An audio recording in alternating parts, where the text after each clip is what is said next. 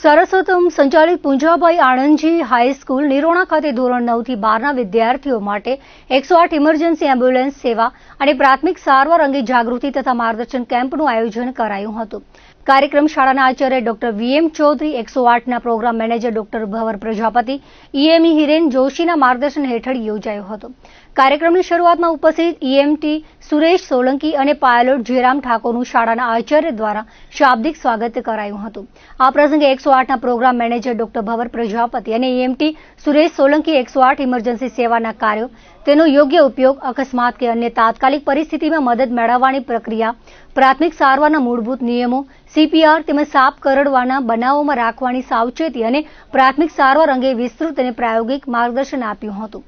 સાથે જ ઇમરજન્સી સમયે ગભરાયા વિના યોગ્ય નિર્ણય લઈ અસરકારક રીતે સેવા મેળવવા અંગે પણ વિદ્યાર્થીઓને માહિતગાર કરાયા હતા.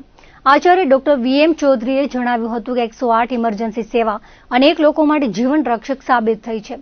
વિદ્યાર્થીઓને બાળપણથી જ આવી ઉપયોગી માહિતી પ્રાપ્ત થાય તો તેઓ આપત્તિના સમયે યોગ્ય નિર્ણય લઈ પોતે સુરક્ષિત રહી શકે તેમજ અન્ય લોકોની પણ મદદરૂપ બની શકે.